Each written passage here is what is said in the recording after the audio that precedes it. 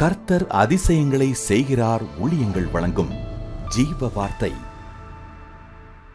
இந்த நாளிலும் கர்த்தருடைய ஊழியக்காரன் உங்களை வாழ்த்துகிறேன். இயேசுவின் நாமத்தில் உங்களை ஆசீர்வதிக்கிறேன். நீங்கள் ஆசீர்வாதமாக இருப்பீர்கள், பெரிய காரியத்தை பார்ப்பீர்கள். அவர் உங்களை வாலாக்காமல் தலையாக்குவார், கீழாக்காமல் மேலாக்குவார்.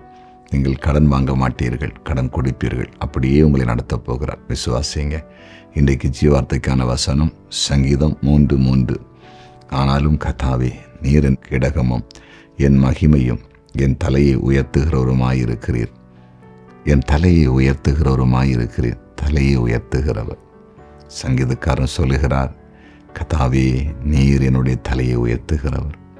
பாருங்கள், நம்முடைய தலையை உயர்த்துகிறவர். தலை குனிந்து வாழ்கிற மக்கள் இந்த பூமியில் அநேகர் இருக்கிறாங்க. தலை குனிந்து வாழ்கிறாங்க.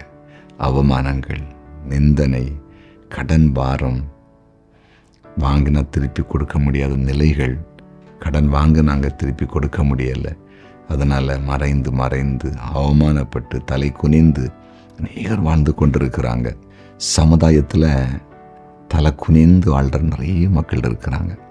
தலை நிமிர்ந்து வாழ்கிற கொஞ்சம் மக்கள் தான் இருக்கிறாங்க. நீங்கள் சில வேளையில் தலை தாழ்ந்து தலை குனிந்து வாழ்கிறீங்களா? உங்கள் குடும்பம் எல்லாரும் மத்தியிலும் தலை குனிஞ்சு நிற்குதா? பயப்படாதீங்க. நம்முடைய ஆண்டவர் யார் தெரியுமா? தலையை உயர்த்துகிறவர். தலையை உயர்த்துகிறவர். தாழ்ந்து கிடக்கிறவங்களை உயர்ந்த இடத்துக்கு கொண்டு வருகிறவர். ஒன்று இல்லாமல் இருக்கிறவங்களை மேலெடுத்து கொண்டு வருகிறவர். அவர் சிறியவனை புழுதிலிருந்தும் எளியவனை குப்பைந்து உயர்த்துகிறாராம். சின்னவன் 1000 சிறியவன் பலத்த ஜாதியமாவான் என்று பைபிள் சொல்லுகிறது. பெரிய ஜாதியாக்குவார், கண்டிப்பாக மாற்றுவார். சரியா? கலங்காதீங்க. அதிசயங்களை பார்க்க போகிறீங்க. உங்கள் தலை உயர்த்தப்பட போகுது. எந்த இடத்துல வைக்கப்பட்டீங்களோ அங்கே உங்களுக்கு புகழ்ச்சியும் கீர்த்தியும் உண்டாகும். ஒரு காலத்தில் எங்களுடைய குடும்பம் எங்கள் சொந்த ஊரில் அப்படியே தலை குனிந்து வாழ்ந்த மாதிரி ஒரு நிலையில் தான் வாழ்ந்துட்டு இருந்தோம். கடன், வியாதி, பலவிதமான பிரச்சனைகள். இன்றைக்கி பாருங்கள், கர்த்தரை ஏற்றுக்கொண்டு எங்களுக்கு சொந்த ஊரில் தான் அன்று ஊழியத்தை கொடுத்து இன்றைக்கி தலை நிமிர வச்சுருக்காரு. தலையை உயர்ந்திருக்க பண்ணியிருக்கிறார். அதே ஆண்டவர் உங்களுக்கு செய்வார். அது எந்த சூழ்நிலையில் இருந்தாலும் சரி, உங்களை வாழ வைக்க, உயர்த்த, ஒரு மேன்மை எடுத்து கொண்டு வர ஆண்டவரால் முடியும். ஜெபிப்போமா? ஜெபிக்கலாம். எங்கள் அன்பு தகப்பனே, உம்முடைய பிரசன்னத்துக்காக நன்றி. உம்முடைய கிருபைக்காய் ஸ்தோத்திரம். இப்போது உம்முடைய வார்த்தையை கேட்ட ஒவ்வொருவரையும் கண்ணோக்கி பாரும். யாரெல்லாம் தலை குனிந்து வாழ்கிறாங்களோ அவங்க தலையை நிமிரட்டும். வாழ்க்கை மேன்மை அடையட்டும். செழிப்புண்டாகட்டும். வெக்கம் புகழ்ச்சியாய் மாறட்டும்.